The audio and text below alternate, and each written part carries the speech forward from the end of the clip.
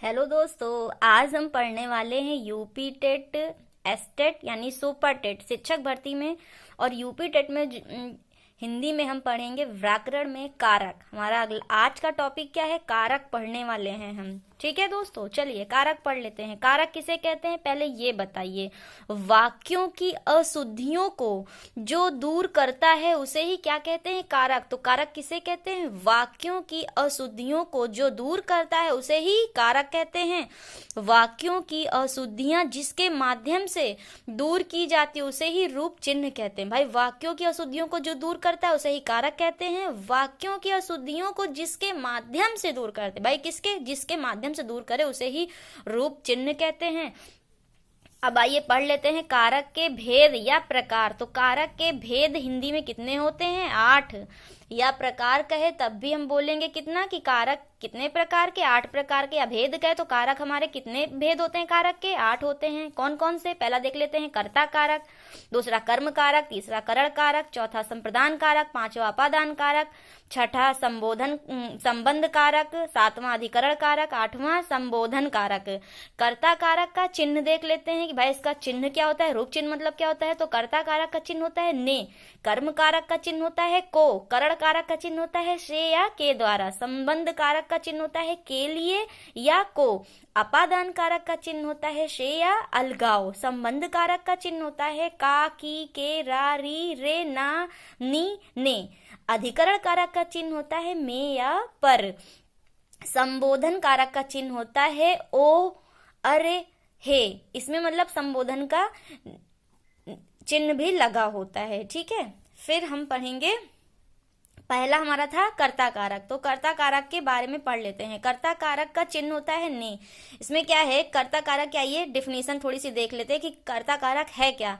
जिस वाक्य में कर्ता की प्रधानता होती है उसे ही कर्ता कारक कहते हैं। तो कर्ता कारक किसे कहते हैं? जिस वाक्य में कर्ता की प्रधानता होती है उसे ही कर्ता कारक कहते हैं। उदाहरण में रमेश ने खाना खाया। तो खाना किसने खाया? रमेश ने हमारा क्या है? कर्ता कारक। हमारा यहाँ पे रूप चिन्ह क्या मिला? ने। तो रमेश ने खाना खाया तो हमारा इसमें रूप चिन्ह मिला ने। कौन खाना खाया? रमेश ने। तो ने हमारा कर्ता कारक। फिर हमारा आता है अगला उदाहरण में उसने कहा। तो भाई किसने कहा? उसने कहा। तो ने हमारा क्या है? कर्ता कारक का चिन्ह है, तो ये हमारा कर्ता कारक है। फिर आता है तुमने बोला था। तो भाई किसने बोला? तुमने बोला था। ने हमारा मिला ना। ने हमारा क्या है? कर्ता कारक। अगला हम पढ़ लेते हैं। दूसरा हमारा क्या था नंबर? कर्म कारक। कर्म कारक का चिन्ह होता है, हमने बताया था को। यहाँ पे क्या है? जहां पर कर्ता जिस वस्तु पर काम करेगा, जहां पर कर्ता जिस वस्तु पर काम करेगा उसी वस्तु को ही कर्म कारक कहते हैं। भाई जहां पर जो कर्ता है वो जिस वस्तु पर काम करेगा उसी ही वस्तु को क्या कहते हैं? कर्म कारक कहते हैं। जैसे उदाहरण में देखते हैं, रमेश ने मोहन को बुलाया। तो रमेश किस पर काम कर रहा है? महेश पर। और महेश के साथ में देखिए क्या लगा है दोस्तों? को हमारा क्या है? कर्म कारक। महेश पर काम कर रहा है, उसके साथ में क्या लगा है? को। तो रमेश ने मोहन को बुलाया तो ये को हमारा क्या है? कर्म कारक है। फिर अगला हमारा आता है उदाहरण में राम ने कुत्ते को पीटा। तो राम कर्म किस पे कर रहा है? कुत्ते पे। और कुत्ते के साथ में क्या लगा है? को। ये हमारा क्या है? कर्म कारक। रूप चिन्ह को आप ध्यान रखिए तभी आप इसको कर पाएंगे। फिर आता है रश्मि ने किताब को पढ़ा। तो रश्मि किस पर कर्म कर रही है? किताब पर। तो किताब पे हमारा कर्म हो रहा है और यही हमारा कर्म कारक हो जाएगा। यहाँ देखिए को लगा भी है। फिर हमारा आता है अगला करण कारक। तीसरा हमारा क्या था? करण कारक। करण कारक का रूप चिन्ह होता है से या के द्वारा। जिस वस्तु से या के द्वारा क्रिया को संपन्न की जाए उसे ही करण कारक कहते हैं। भाई जिस वस्तु से या जिस वस्तु के द्वारा, इसको ध्यान रखिएगा ये वाला पॉइंट, कि जिस वस्तु से या जिस वस्तु के द्वारा क्रिया को संपन्न की जाए उसे ही क्या कहते हैं? करण कारक कहते हैं। उदाहरण में देखते हैं, सीता कलम से लिखती है। तो सीता किससे लिखती? भाई कलम से लिखती है। तो कलम से मतलब ये वस्तु है, कलम से लिखती है तो ये हमारा क्या है, करण कारक। भाई सीता कलम के द्वारा लिख रही है या कलम से लिखती है, तो यही हमारा क्या है, करण कारक। फिर अगला हमारा है, राम ने रावण को डंडे से पीटा। तो राम ने रावण को डंडे से पीटा, तो ये कैसे, मतलब राम ने रावण को डंडे से पीटा, तो राम जो है रावण पर कर्म कैसे मतलब किसके द्वारा काम कर रहा है, क्रिया किसके द्वारा कर रहा है, डंडे के द्वारा। तो ये हमारा जो से डंडे से है, यही हमारा करण कारक हो जाएगा, यहाँ पे जो से लगा है, ठीक है। फिर हमारा आता है, मतलब डंडे के द्वारा पीट रहा है ना, डंडे से या डंडे के द्वारा, तो यही हमारा करण कारक हो जाएगा। अगला उदाहरण हमारा है, रमेश साइकिल के द्वारा बाजार गया। तो भाई रमेश किसके द्वारा बाजार गया, साइकिल के द्वारा। तो साइकिल के द्वारा, भाई रमेश ऐसे तो जा नहीं रहा, साइकिल के द्वारा जा रहा है ना, यही हमारा करण कारक हो जाएगा। फिर आता है, ना कानों सुना ना आंखों देखा। तो ना कानों सुना, इसमें देखिए हमारा जो से है वो हमारा अंडरस्टूड है, मतलब वो उसमें छुपा हुआ है से। भाई इसमें हमारा जो करण कारक लगा है वो यहाँ पे है कि ना कानों से सुना, ये होता है, ठीक है। तो ये हमारा करण कारक हो गया। अगला हम पढ़ लेते हैं संबंध कारक। संबंध कारक का चिन्ह होता है के लिए या को। जहां पर क्रिया किसी दूसरे वस्तु के लिए किया जाए वहां संप्रदान कारक होता है। भाई संप्रदान कारक क्या होता है कि जहां पर क्रिया किसी दूसरे वस्तु के लिए की जाए, किसी दूसरे वस्तु मतलब किसी दूसरे के लिए की जाए, किसी दूसरे के लिए की जाए तो वो हमारा संप्रदान कारक होता है। किसी दूसरे के लिए किया जाए या किसी को इसमें देने के लिए भी आता है। जैसे उदाहरण में पढ़ लेते हैं, सीता के लिए किताबें लाएं। तो किसी दूसरे सीता के लिए किताबें लाए ना, कोई लेके आया होगा ना, तो ये के लिए हमारा क्या है, संप्रदान कारक, किसी दूसरे मतलब उसके लिए हो रहा है। फिर हमारा उदाहरण आता है, राजा भिखारी को दान देता है। तो राजा दान दे रहा है ना, किसे, भिखारी को दे रहा है। यहाँ में हमारा रूप चिन्ह को मिला, और दान हमने कहा कि किसी दूसरे के लिए काम किया जाए। तो भाई यहाँ पे राजा भिखारी को दान देता है, तो राजा भिखारी को दे रहा है, भाई दूसरे के लिए काम किया जा रहा है ना, तो ये हमारा इसमें मिला, ये हमारा क्या है, संबंध कारक। फिर आता है, गुरु जी बच्चों के लिए मिठाई लाएं। तो गुरु जी किसके लिए मिठाई लाएं, बच्चों के लिए, किसी दूसरे मतलब बच्चों के लिए मिठाई आ रही है ना, तो इसमें हमारा के लिए क्या है, ये हमारा संबंध कारक। फिर मंत्री प्रजा को कंबल देता है। तो मंत्री किसे, प्रजा को कंबल दे रहा है ना, किसी दूसरे को के लिए, तो यहाँ पे हमारा जो को है ये हमारा संबंध कारक। फिर हम पढ़ लेते हैं अगला, अपादान कारक। अपादान कारक का चिन्ह होता है से। अपादान कारक का चिन्ह होता है से मतलब क्या होता है कि अलग होने के अर्थ में मतलब प्रयोग करते हैं। अलग होने में कैसे, जैसे पहले इसका ये जान लेते हैं कि इसकी मतलब परिभाषा टाइप में जान लेते हैं कि अपादान कारक है क्या। जहां पर कोई वस्तु अपनी मूल जगह से अलग होती है वहां पर अपादान कारक होता है। जहां पर कोई जो वस्तु है अपनी मूल जगह से अलग हो रही हो, भाई जहां पे कोई वस्तु अपनी मूल जगह से अलग हो रही है उसे ही क्या कहते हैं, अपादान कारक।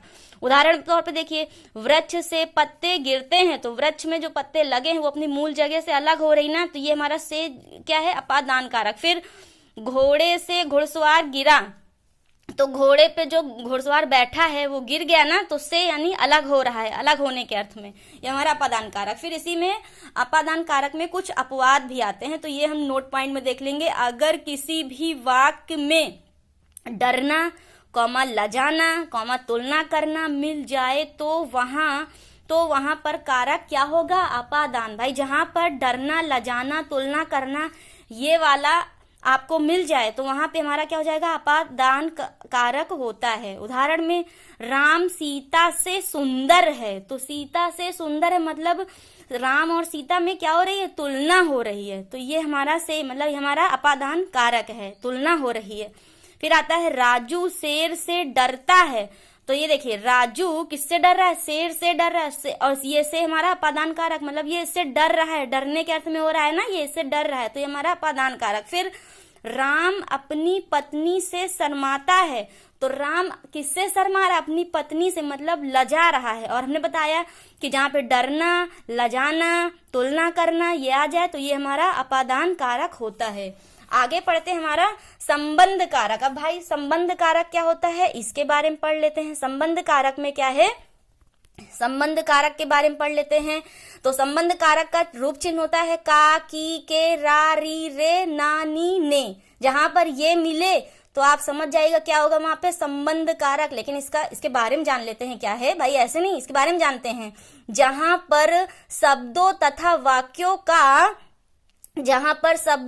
वाक्यों का संबंध दूसरे या वाक्यों के साथ होता है, जहां पर शब्दों तथा वाक्यों का जो संबंध है वो दूसरे या वाक्यों के साथ होता है, वहां पे हमारा क्या होता है संबंध कारक। जैसे इसमें आप ये जान लीजिए, ये आपको मतलब रूप चिन्ह की तरह कि आपको इस तरह मिलेगा, जैसे अपना, अपनी, अपने, हमारा, हमारी, हमारे, उसका, उसकी, उसके, मतलब वही देखिए जो रूप चिन्ह था। जैसे यहाँ पे देखिए ना लास्ट में मिल रहा है, नी मिल रहा है, ने मिल रहा है, फिर इसमें रा मिल रहा है, देखिए हमने बताया था ना यहाँ पे, फिर इसमें री मिल रहा है, फिर इसमें रे, यहाँ पे देखिए का मिल रहा है, ये रूप चिन्ह, फिर देखिए की और ये के, ये हमारा रूप चिन्ह मिल रहा है। फिर अब देखिए उदाहरण में देख लीजिए, राम की गाय, तो राम का संबंध किससे है, गाय से, मतलब राम की संबंध गाय से है, ठीक है। सॉरी, गाय ऐसे नहीं लिखा जाएगा, गाय को एक मिनट हम बता देते हैं।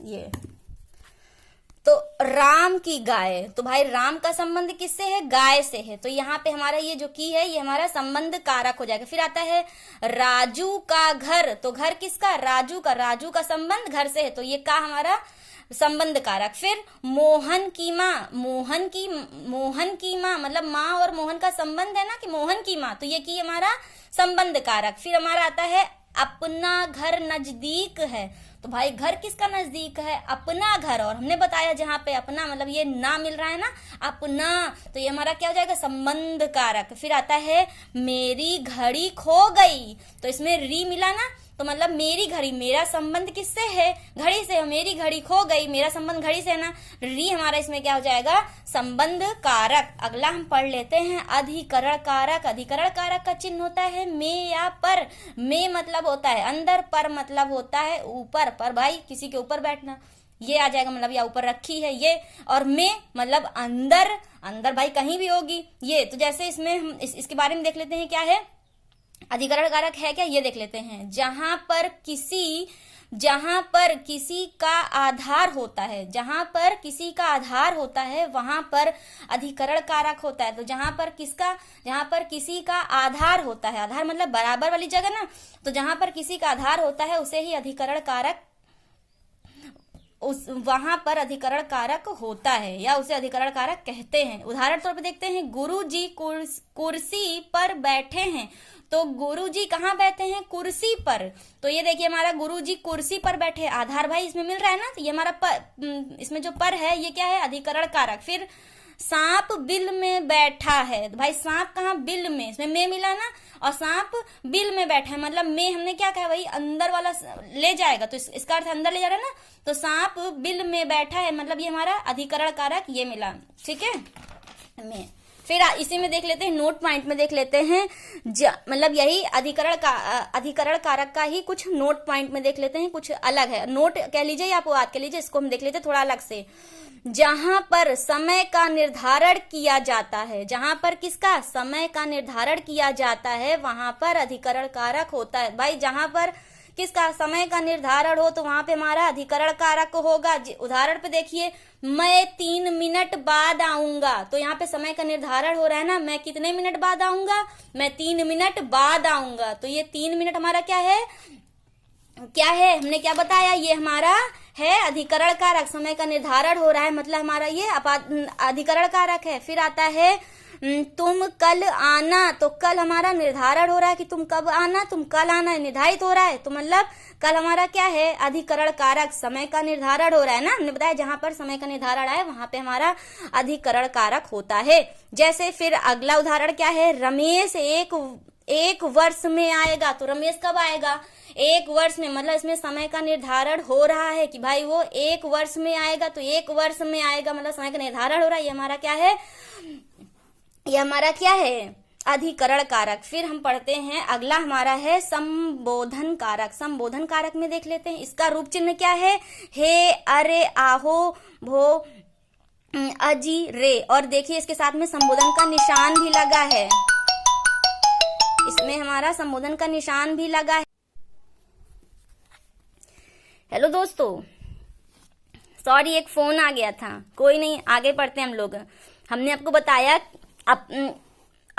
वो अधिकरण कारक के बारे में पढ़ रहे थे ना, यहाँ देख लीजिए हम लोग क्या पढ़ रहे थे, अधिकरण कारक के बारे में। अधिकरण कारक बारे में पढ़े तो हमने बताया कि कुछ अलग से वो देख लेते हैं। जहां पर समय का निर्धारण, भाई जहां पर किसका समय का निर्धारण किया जाता है, जहां पर किसका समय का निर्धारण, जहां पर समय का निर्धारण किया जाता है वहां पर अधिकरण कारक होता है। तो जहां पर किसका समय का निर्धारण किया जाए, अधिकरण कारक। उदाहरण में मैं 3 मिनट बाद आऊंगा, तो 3 मिनट मतलब समय का निर्धारण, ये हमारा अधिकरण कारक। फिर तुम कल आना, तो ये कल हमारा क्या निर्धारित होना ना कि तुम कल आना, तो ये हमारा कल हमारा क्या हो जाएगा, अधिकरण कारक। फिर रमेश 1 वर्ष में आएगा, तो समय का निर्धारण हो रहा है ना कि 1 वर्ष में आएगा रमेश, तो ये हमारा अधिकरण कारक। फिर अगला हमारा आता है लास्ट, हमारा क्या है, संबोधन कारक। संबोधन कारक का चिन्ह क्या है, हे, अरे, हे, ओ, ओह, भो, अजी, रे, ये हमारा आता है रूप चिन्ह। ठीक है, अब इसमें पढ़ लेते हैं संबोधन कारक है क्या। जहां पर किसी को उपनाम से पुकारा जाए, कैसे पुकारा जाए, उपनाम, जहां पर किसी को उपनाम से पुकारा जाए संबोधन कारक होता है। उदाहरण में अरे क्या हुआ, कहते नहीं अरे क्या हुआ, ये देखिए संबोधन लगा भी, हमारा क्या है, संबंध कारक। ये देखिए रूप चिन्ह भी मिल रहा है अरे।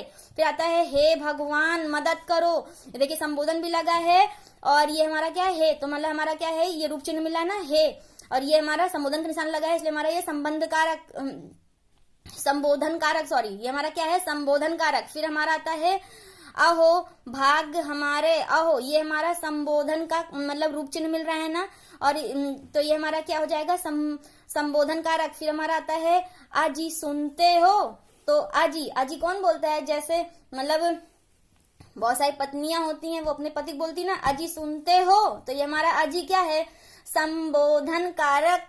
ठीक है दोस्तों, आपको अच्छा लगे तो इसे लाइक करिए, शेयर करिए, और अगर कहीं पे गलती हो जाए तो आप हमें कमेंट बॉक्स में लिखकर बताइए, हम उसको सुधार करेंगे आगे कल।